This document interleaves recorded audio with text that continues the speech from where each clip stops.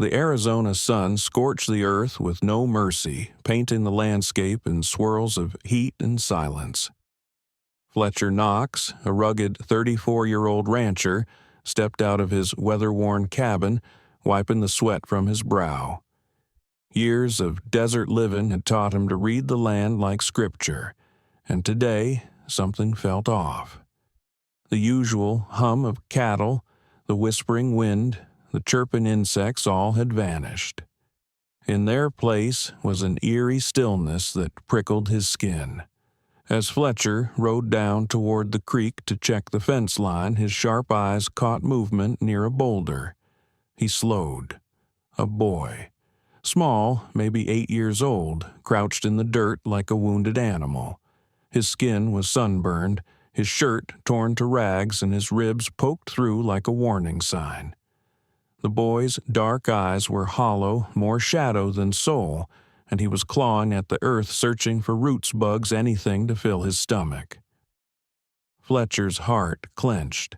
He dismounted, making sure his hands were empty and in plain sight. One wrong move and the child might run if he even had the strength left. The boy tensed, ready to bolt, but his body betrayed him. Hunger had drained him too far. Without a word, Fletcher reached into his saddlebag and pulled out the only food he had, left a chunk of bread saved for lunch. He placed it on a flat rock between them and stepped back. The child stared at it, then at Fletcher, his eyes full of suspicion. But hunger outweighed fear. With trembling hands, the boy snatched the bread and devoured it, tears mixing with the dust on his face. Fletcher didn't speak. He simply pointed toward his cabin, then mimed eating. The boy hesitated. Every instinct screamed at him to run, but starvation was louder than instinct. He followed. Walking beside the child, Fletcher noticed the welts on his back, angry red fresh. Whip marks. His jaw tightened. Someone had beaten this boy like livestock and then left him in the desert to die. Back in the cabin, Fletcher prepared beans and cornbread while the boy sat near the door ready to bolt. When handed the plate, his hands shook so badly he could barely lift it.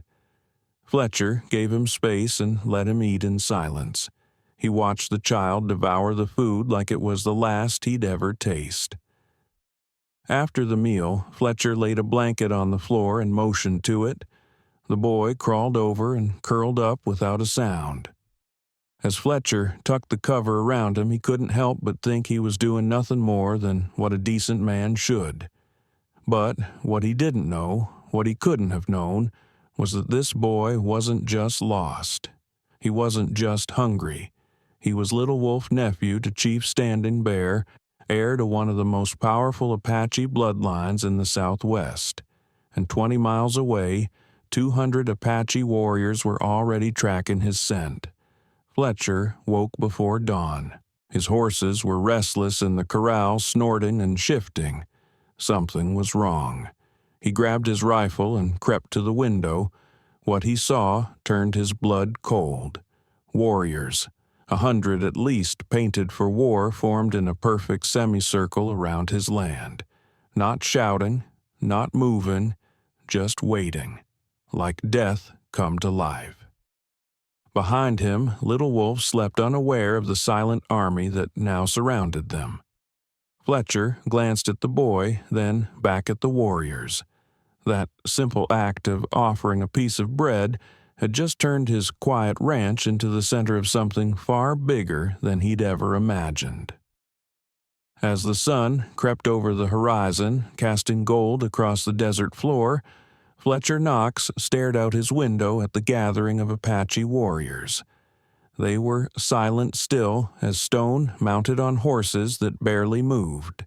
Each face was painted for war, each set of eyes fixed on his cabin. Fletcher counted as best he could at least 200 men armed alert, deadly. Inside, the boy no longer just a nameless child, stirred on the floor, the blanket pulled tight around his small frame.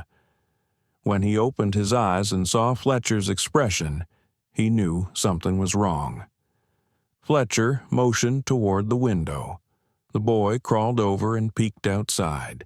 His reaction was instant, pure terror. His body trembled. He clutched Fletcher's leg like a lifeline, his small frame shaking so violently Fletcher thought he might pass out. The boy wasn't scared just because he recognized his people.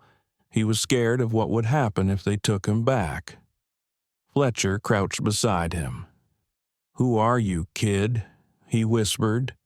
The boy spoke rapidly in Apache, his words soaked with fear. Fletcher didn't understand, but he didn't need to. Something terrible had happened to this child, something more than just hunger or abuse. This wasn't a boy running from trouble. This was a boy running for his life. And now, trouble had followed him home. As Fletcher stepped out onto the porch with his rifle lowered but ready, one of the warriors broke from the line and rode toward him. The man was older, his face lined with time and war. Feathers wove through his hair, and across his back hung a coiled whip, stained dark, too dark to be anything but dried blood. Fletcher's gut clenched. The rider stopped 20 feet from the porch and dismounted with practiced ease. He stood tall, powerful, not just in body, but in presence. This was no ordinary warrior. "I am Standing Bear," the man said in accented but clear English. "You have taken what belongs to the Apache." "I didn't take anything," Fletcher replied calmly. "That boy came to me starving and hurt. I fed him. I gave him a place to sleep. That's all." The chief studied him for a moment.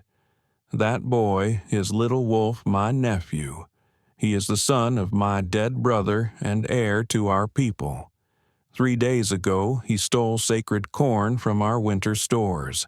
He fled before punishment could be carried out." Fletcher's eyes narrowed. "So you whipped him, left him to die in the desert." The warriors behind Standing Bear stirred at Fletcher's tone. The air grew heavier. "The boy violated laws older than your country," the chief said coldly. "He was to receive ceremonial punishment. It is our way." "That's not justice," Fletcher snapped. "That's cruelty." He knew he was pushing the line.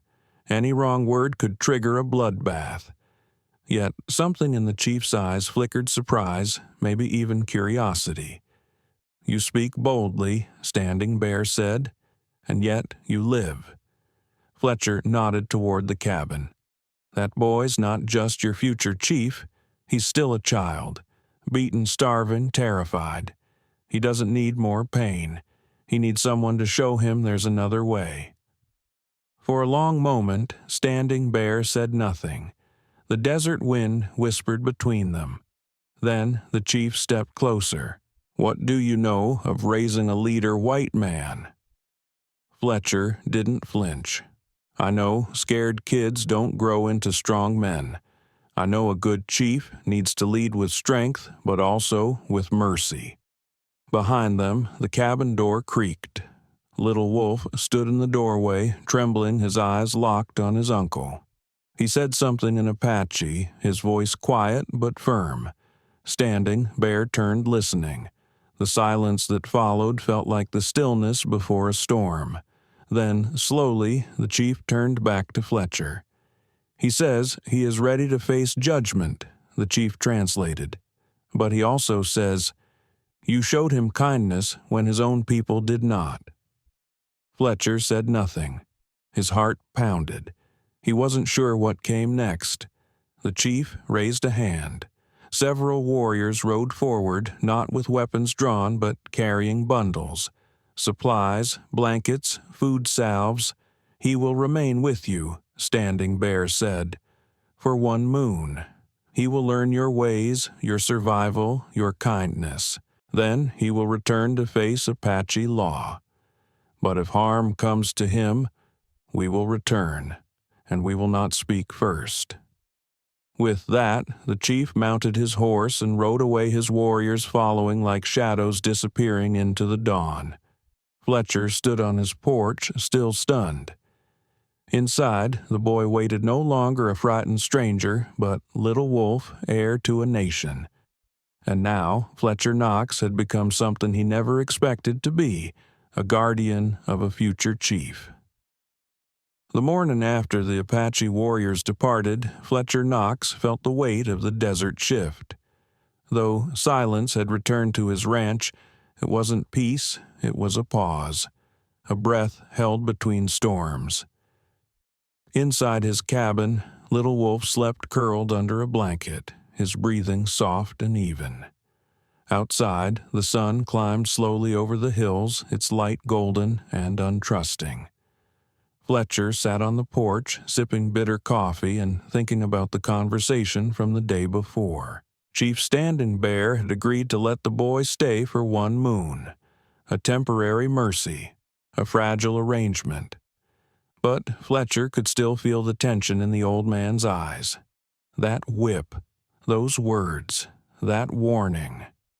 He turned his gaze toward the boy inside. Little Wolf wasn't just a scared child anymore. He was the heir to a people, and the stolen corn he'd taken wasn't just food. It was sacred, a symbol, a tradition, and traditions Fletcher knew were bones in the spine of any people. Break them and you break identity. But what the chief called Law Fletcher saw as something else, survival turned cruel. A child whipped nearly to death for being hungry. That wasn't justice. That was pride in Wolf's clothing. By mid-morning, a dust cloud appeared on the horizon. Fletcher watched it grow until it formed into riders Apache warriors again, led by Chief Standing Bear. The truce was not over. It had only begun. The war party stopped at the edge of Fletcher's land, but the chief rode forward alone. This time he carried no whip, but the set of his jaw told Fletcher this was not a social visit. Fletcher met him halfway, rifle slung but not raised. "You come to take him?" Fletcher asked. "I come to speak," the chief replied. "Before the moon finishes, we must be clear." They stood in the heat, 2 men from worlds that did not trust each other, trying to find words on a bridge neither had built. "My nephew, the chief, broke our oldest law. He stole sacred corn from the winter stores. That corn was blessed, meant for ceremony. It was not food, it was spirit. His theft dishonored ancestors." Fletcher nodded. "He told me. Said it means he put his needs above the tribe's." The chief's eyes narrowed. "He understands this. He understands fear," Fletcher replied. "He understands shame. He's just a kid, but he knows what it means to let people down." Standing, Bear crossed his arms. "And yet you protect him." "I do," Fletcher said firmly, "because law without compassion is just punishment, and leaders made through fear don't last long." The chief was silent for a time. Only the wind moved stirring dust around their boots. "You claim to know what makes a leader," Standing Bear said. "But your people make leaders from greed and money. We raise them from blood and trial." Maybe, Fletcher admitted. But no matter the people, a good leader has to feel the pain of those he leads. He can't just recite rules. He has to know mercy, too. Standing, Bear looked away toward the hills where his people lived. "Mercy weakens men." "No," Fletcher said. "It teaches them to be strong where it matters." That boy risked everything to survive. Then he asked to return. He didn't run again. That takes guts. The chief turned back. "He asked you to speak for him." "He did. That is not our way." "Maybe it should be," Fletcher said. "Maybe, if someone had spoken for him before, he wouldn't have been left bleeding in the desert." The words hit hard. The chief's shoulders stiffened, but he did not answer with anger. Instead, he nodded slowly. "You would have us spare him. I would have you teach him," Fletcher said. "Let the elders decide, yes, but let them hear what he learned. Let them hear what he wants to become." A long silence followed. The chief's eyes dark deep. Ancient searched Fletcher's face for lies. He found none. Behind them, Little Wolf stepped out onto the porch. His shirt was clean but hung off his thin frame like armor made of paper. He watched the two men with calm eyes. Not a boy hiding anymore, but a boy ready. He walked forward and stood beside Fletcher. "I am not afraid," he said in clear English, "but I want them to know I changed." The chief looked at him for a long time. Then, slowly, he walked forward and placed a hand on the boy's shoulder.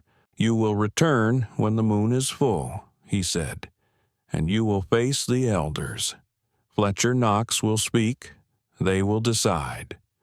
Fletcher exhaled for the first time in what felt like hours. The chief's voice softened. "If they judge you unworthy, you will not be chief. But if they believe you have learned, your path remains." Little Wolf nodded solemnly. Standing, Bear turned to Fletcher. "One moon. Teach him well. He carries the future."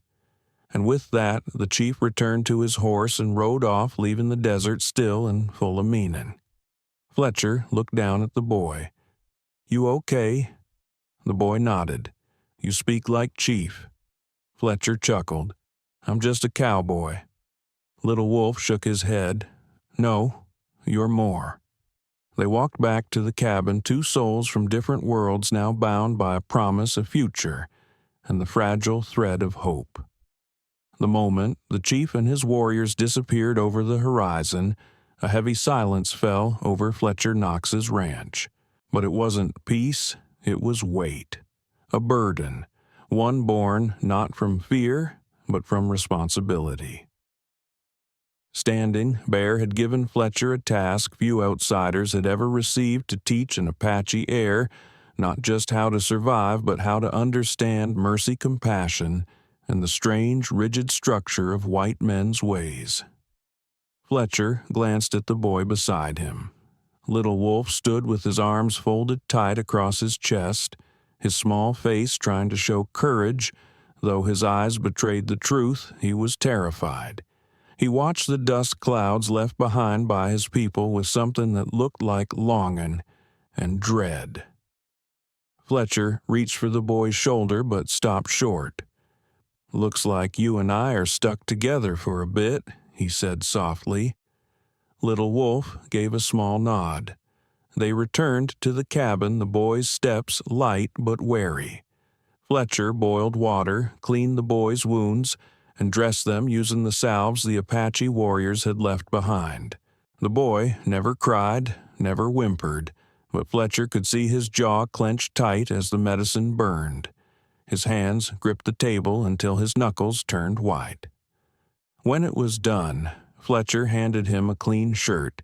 It hung on him like a dress, but the child held his head high as he put it on. Over the next few days, a rhythm formed. Fletcher worked the cattle and mended fences. Little Wolf followed silently, observing everything. He didn't speak much, but when he did, it was with sharp curiosity. He picked up English phrases quickly, asking what tools were, for how water pumps worked, why white men branded their cattle. In return, he showed Fletcher things he'd never known: how to find animal tracks. Others would miss how to predict the weather from cloud patterns, how to move through the brush without making a sound. They cooked simple meals. They sat by the fire. At night, Little Wolf sometimes woke from nightmares drenched in sweat, but he never said a word. Fletcher would pretend not to notice, though he always left a cup of water by the boy's side. But the weight of the month ahead hung between them like desert heat.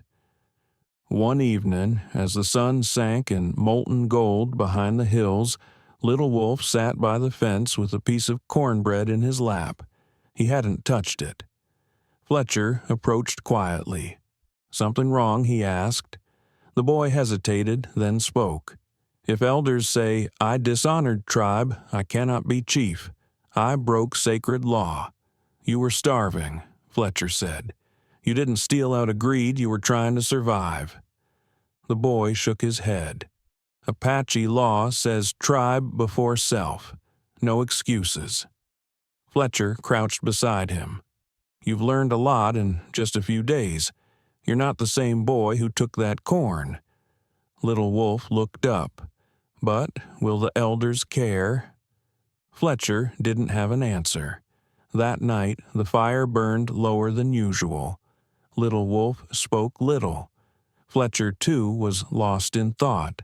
He had begun to care deeply for the boy not just as a guest or burden, but as someone who mattered, someone who deserved to live. Then, just after midnight, the horses began to stir. Fletcher sat up instantly. He moved to the window. Torches.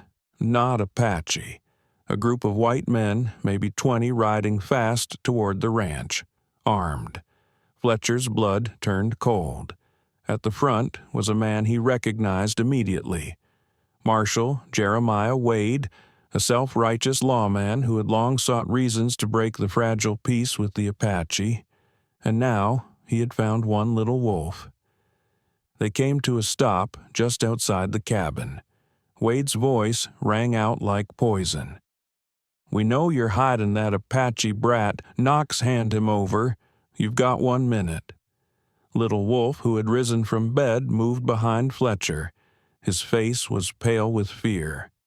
"If they take me," the boy whispered, "there will be war." Fletcher nodded grimly. "I know." He moved to the door, rifle in hand, heart pounding. This wasn't just about the boy now. It was about everything. If Wade took Little Wolf, it would mean death. Not just the child's, but hundreds more. The fragile balance would be shattered. Outside, Wade's posse spread out encircling the house. Their torches flickered against the dark, casting shadows like demons. "You're playing with fire," Knox Wade shouted. "Give us the boy and no one gets hurt." Fletcher stepped onto the porch, his rifle held but pointed down. "He's under protection by the Apache. You touch him, you start a war you won't survive." "I ain't scared of a few painted savages," Wade spat. "Now send 'em out." Just then, Fletcher heard it hoofbeats. Not from Wade's side, but the opposite direction. Dozens of them. Another force was arriving. For a terrifying moment, Fletcher thought the Apache had returned early. Then he saw them Sheriff Tom Bradley and his deputies, followed by settlers who refused to be part of Wade's madness. And then, unbelievably, even more riders appeared. Apache warriors. They surrounded the standoff from the dark edges of the desert, their presence like thunder in the night. Fletcher realized his ranch had become the center of a three-sided storm: lawmen, vigilantes, and warriors. But Standing Bear didn't ride in with fury. He rode calmly to the center and addressed everyone with firm, quiet words. "White men fight over a child they do not understand. We came to see the boy's progress, not to fight, but we will defend him if we must." A tense silence followed. Then, to everyone's shock, Little Wolf stepped forward. His voice was calm, clear. "I will speak for myself. I broke law, but I have learned. Let me finish my time here, and let Fletcher Knox speak for me." No one expected that, not even Standing Bear. But in that moment, Fletcher understood the boy had changed. He wasn't just an heir now. He was becoming a leader. The chief looked at Fletcher and nodded once. Then the moon continues.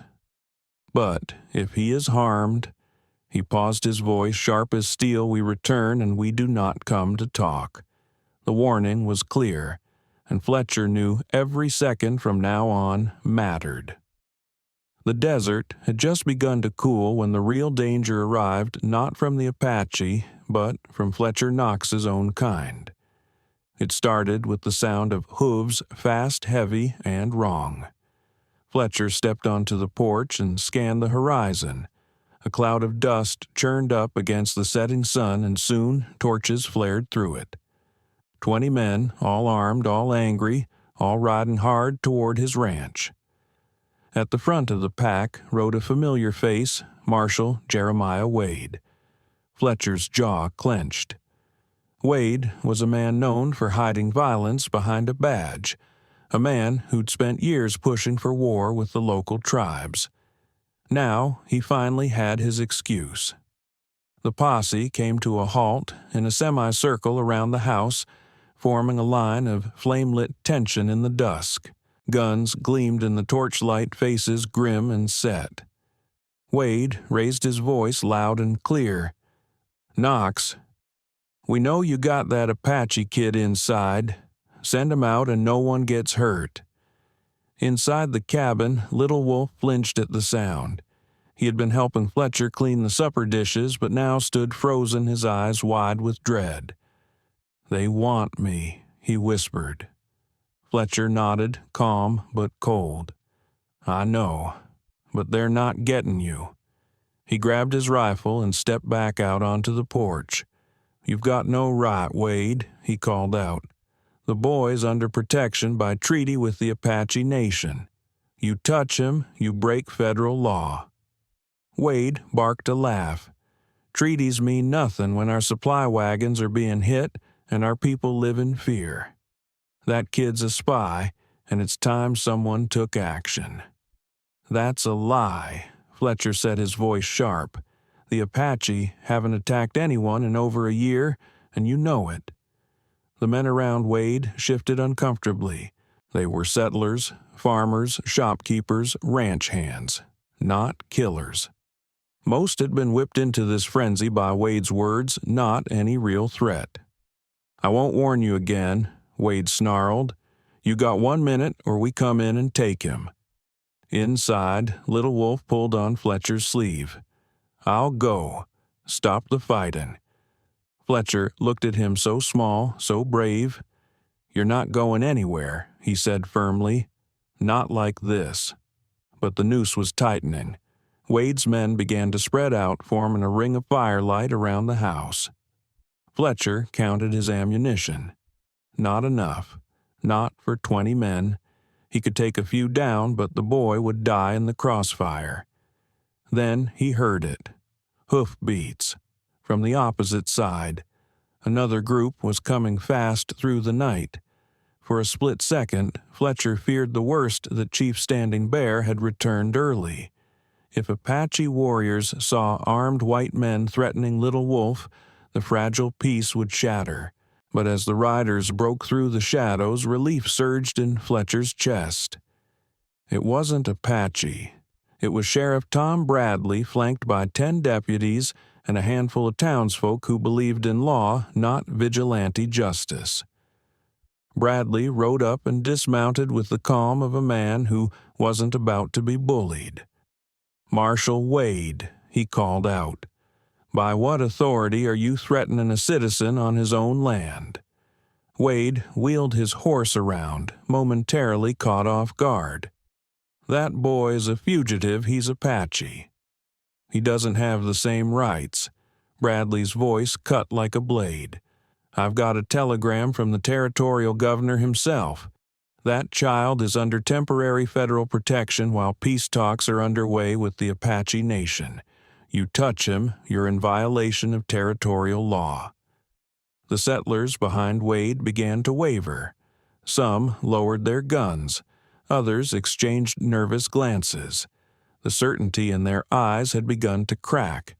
But Wade wasn't finished. He's a threat. He's the future chief of a people who hate us. You can't seriously think Bradley stepped forward, hand resting casually on his pistol. "That's enough, Marshal. This isn't justice. This is lynching, and I won't allow it." Inside the cabin, Little Wolf watched the confrontation unfold through the window. Fletcher stood beside him, tense. "What happens now?" the boy asked. "We wait," Fletcher replied, "and pray no one pulls the trigger." Then, just as Fletcher thought the tension couldn't get any worse, A new sound rose in the desert, a slow, deliberate beat of hoofbeats.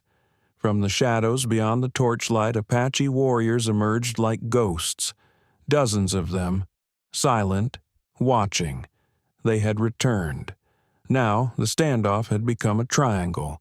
Wade's armed settlers, Bradley's lawful deputies, and Standing Bear's warriors all facing one another in the still electric night. The old chief rode into the torchlight calm, composed. His face betrayed no anger, only quiet disappointment. "White men fight over one boy," he said. "Maybe the boy should speak for himself." To everyone's surprise, Little Wolf stepped onto the porch, his small frame silhouetted by firelight. His voice was clear even if his hands trembled. "I broke law," he said, "but I also learned. Fletcher Knox protected me. He showed me mercy. I will return to face my people, but I ask that Fletcher speak for me." Silence fell. Then the chief nodded slowly. "He will speak, but if this boy is harmed again—" He paused. "We will return, and next time not to talk." Wade reached for his pistol, but Bradley was faster. "Drop it," the sheriff snapped, aiming his revolver square at the marshal's head. "You're under arrest for inciting violence and threatening a protected minor." Wade froze. His own men stepped back. They wouldn't die for him. As the sheriff's deputies disarmed the marshal and led him away, the Apache warriors began to melt back into the desert their message delivered. Little Wolf stood beside Fletcher, watching it all. "You stood for me," the boy said. Fletcher placed a hand on his shoulder. "And I always will." But deep down, he knew this wasn't the end.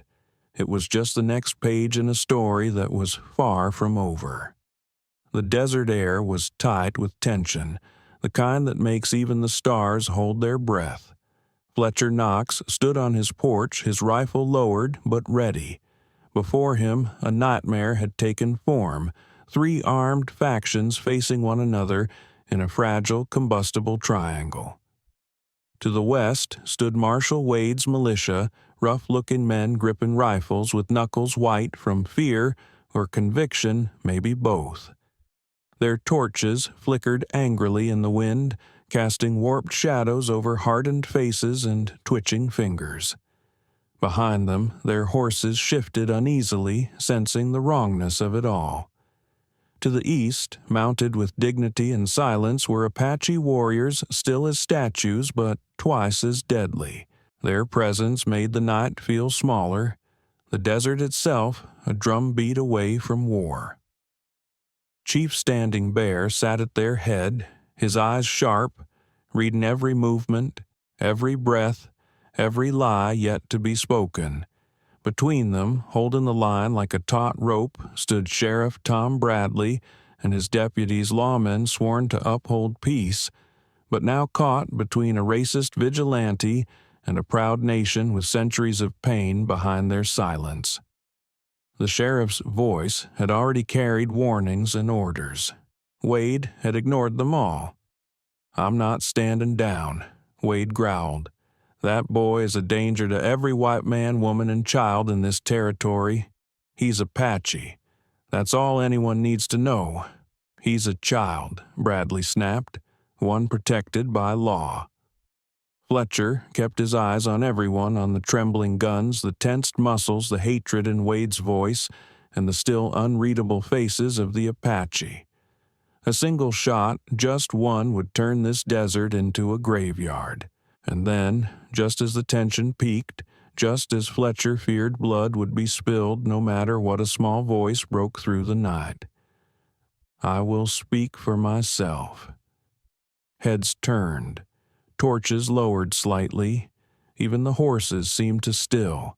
Little Wolf stepped onto the porch, the firelight catching the solemn resolve in his face.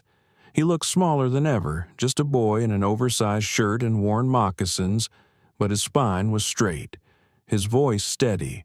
"I am Little Wolf, nephew of Chief Standing Bear, future chief of my people. I broke sacred law. I stole when I was hungry.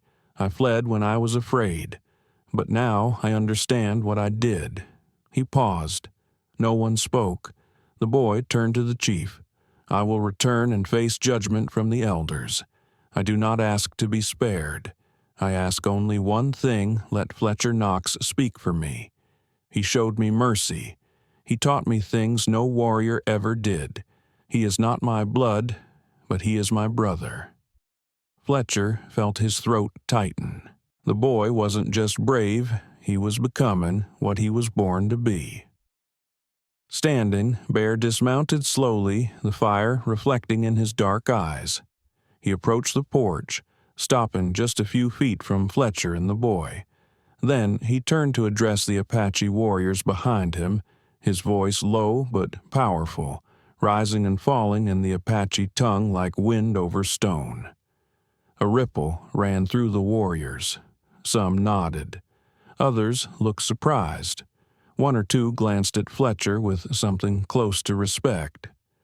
When the chief turned back, he spoke in English for all to hear. "The boy has made his choice. Fletcher Knox will speak before the elders when the moon is full. Until then, the boy remains under this man's care." He looked to Wade. "You came here seeking war, but you were silenced by the courage of a child." Wade's face turned a dangerous shade of red. "You think I'll just ride away? That this ends with some Apache speech and a handshake?" Bradley stepped forward, his badge catching the firelight.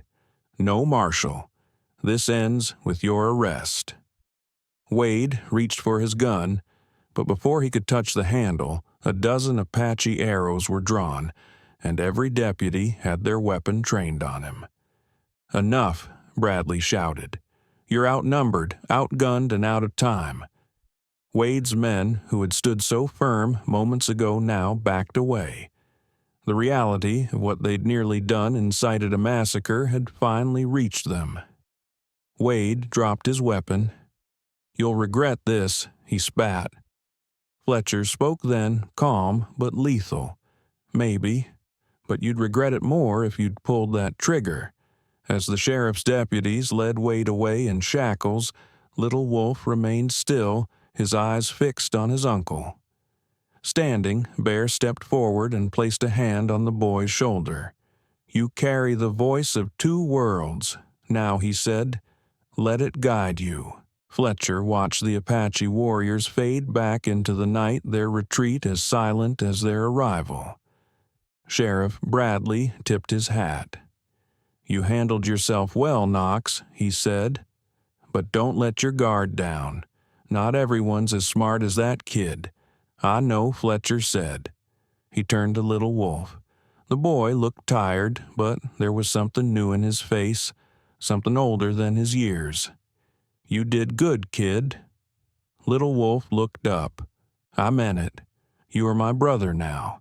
And in that moment, with the stars returning to their rightful place overhead and the wind whispering its way across the open plains, Fletcher knew the fight wasn't over.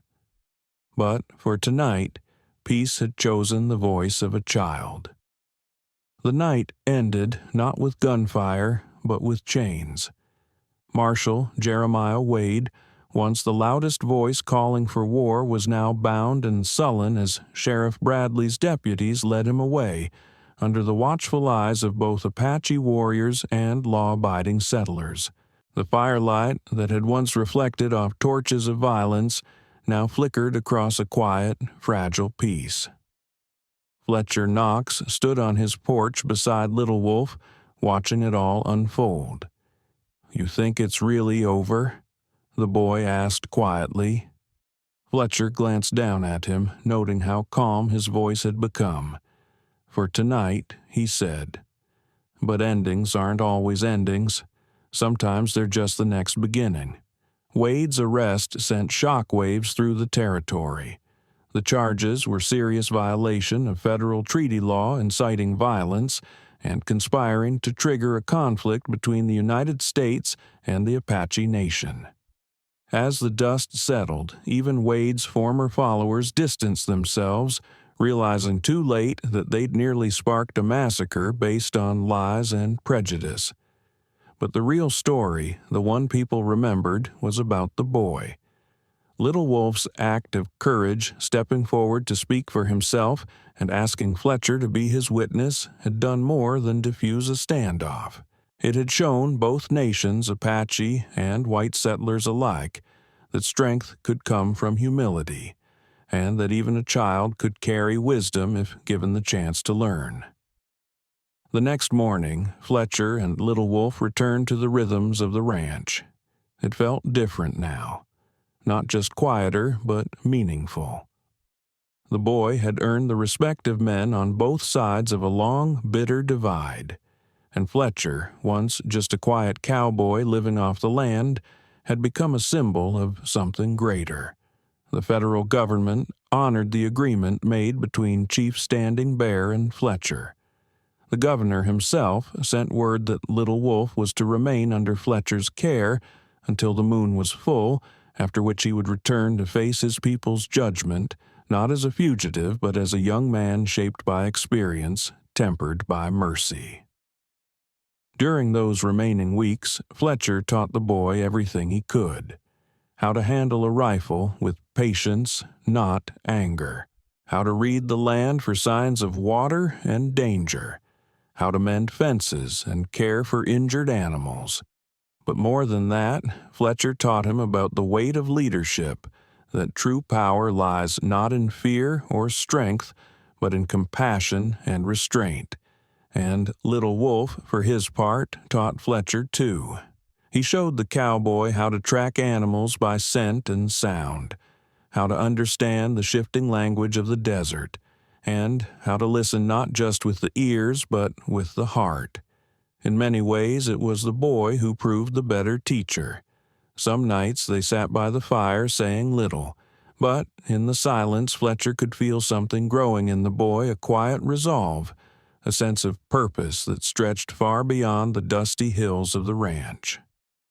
On the final night before his return, Little Wolf sat by the firelight and turned to Fletcher.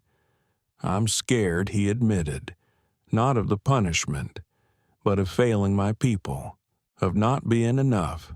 Fletcher looked at him, saw the boy's hands clenched tightly in his lap. "You'll be more than enough," he said softly, "because you're not the same boy who stole that corn. You faced your mistake. You stood in front of your people and your enemies and told the truth. That's what real leaders do." The next morning, the Apache returned. Chief Standing Bear rode at the front, his warriors flanking him like a wall of silence. But this time, there was no hostility in their eyes. There was expectation, pride. The chief dismounted and approached the porch. "Has he learned?" he asked. Fletcher nodded. "More than I could have taught him." Little Wolf stepped forward, standing tall. His whip scars had healed into faint lines, reminders not of weakness, but of survival. He looked up at his uncle. "I'm ready," he said. The chief studied his nephew for a long time. Then, without a word, he placed his hand on the boy's shoulder. "You return, not as a child," he said, "but as one who has walked through fire and learned to speak with both courage and care." Then he turned to Fletcher. "You kept your word, and you gave him more than food and shelter. You gave him the chance to see a different way." From a leather pouch at his side, the chief removed a bundle and handed it to Fletcher. Inside were gold nuggets and turquoise stones valuable beyond measure. "This is payment," Standing Bear said, "but also a symbol of friendship, of a bridge between two worlds." Fletcher looked at the gift, then at the boy. "He gave me more than I gave him," he replied. "You can't put a price on that?" The chief nodded once. Then, as Little Wolf climbed onto the horse behind him, the boy looked back at Fletcher one last time. "You'll always be my white brother," he said. Fletcher gave him a small, proud smile. "And you'll always have a place here." As the war party rode off, the dust rose behind them, but it didn't feel like a storm anymore. It felt like a legacy beginning. The Apache war party vanished into the horizon, their silhouettes swallowed by the heat waves of the Arizona desert. But their departure left behind more than hoof prints and dust. It left behind a promise, a bond, a new path carved between two peoples who had long viewed each other through rifle sights and barbed wire. Fletcher Knox stood alone on his porch, clutching the leather pouch Chief Standing Bear had placed in his hands. Inside were gold nuggets and polished turquoise stones valuable enough to buy half the county. But to Fletcher, they meant something else entirely. They meant trust. They meant gratitude. They meant that a quiet cowboy who once only wanted to be left alone had now become part of something much bigger than himself. The words echoed in his mind, "You will always be my white brother." Fletcher closed the pouch, set it gently on the table, and looked toward the fading trail Little Wolf had taken. The boy. No, the young man was returning to his people not as a runaway, not as a thief, but as an heir, reborn through fire and mercy. And Fletcher knew deep down that Little Wolf would one day become a great chief because he had learned what most men never do, that compassion is the highest form of strength. In the weeks that followed, word of what had happened at the Knox Ranch spread across the territory. The story of the standoff, the bravery of the Apache boy, the arrest of a corrupt marshal, and the unlikely alliance between a rancher and a future chief reached saloons, post offices, and trading posts from Tucson to Santa Fe. And with it came change. The governor's office formally recognized Fletcher Knox as a neutral agent, a trusted figure who had proven capable of resolving conflict without bloodshed.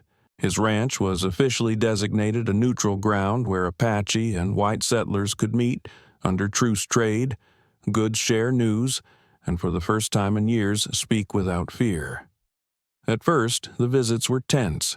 A few horses, quiet riders, careful words. But over time things softened. Apache elders sat at Fletcher's table across from Union veterans. Children from both communities played near his water troughs, chasing lizards and laughter in equal measure. Fletcher had never asked for any of it. He hadn't sought glory. He'd simply offered a starving child half a loaf of bread and chose to stand between him and danger when no one else would. But sometimes it's the smallest acts that ripple the widest. Every year, on the same day Little Wolf had first arrived at his ranch, Fletcher rode out to a quiet ridge that overlooked the valley. He would sit beneath a weathered pine tree, lean back against the trunk, and remember. He remembered the boy's eyes, dark, watchful, far older than his years. He remembered the whip scars, the trembling hands, and the night he heard the words, "I broke sacred law." He remembered the boy's courage, the kind that didn't scream or boast, but stood quietly on a porch and faced down hatred with truth. He remembered the words Little Wolf had spoken before leaving, "You'll always be my white brother." One year he brought the leather pouch with him to the ridge. He opened it, let the gold glint in the sunlight, then closed it again. It had never been spent. He didn't need to. Its real value had already been paid 100 times over. The pouch became a relic of sorts, something he'd show to visitors when they asked about the old story. He'd never boast, just explain. Bought it with bread, he'd say, and the courage to stand still when every part of you wants to run.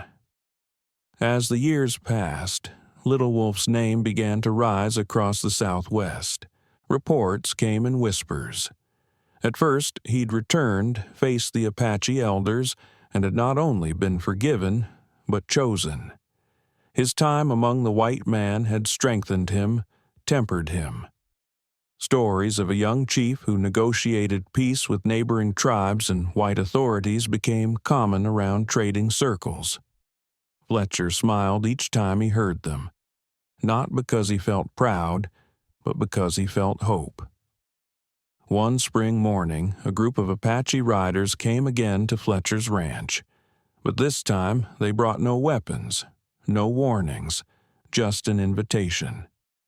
Little Wolf, now fully chief of his people, was hosting a council of tribes and settlers to strengthen their trade and peace alliances, and he wanted Fletcher Knox there as an honored guest. The boy had not forgotten. That night, before leaving to attend, Fletcher sat by his fire and looked out at the same desert that had once nearly killed a child. It looked different now, less cruel, more forgiving, or maybe he was the one who had changed. True courage, he whispered to the flames, ain't about fighting. It's about protecting someone else even when you're all alone, even when the cost might be everything. The fire cracked softly in reply, and in that quiet moment under the wide eternal sky, Fletcher Knox smiled, knowing that compassion once sown in a dry and broken land had bloomed into something strong enough to change history. Final lesson: a future shaped by compassion. In a world often torn by division fear and the urge to protect only our own, the story of Little Wolf and Fletcher Knox offers a timeless truth. True courage is not about domination, it's about protection. It's about choosing to stand for what's right, even when standing alone. Fletcher had every reason to walk away. The boy wasn't his family. Their cultures were worlds apart. But he saw pain.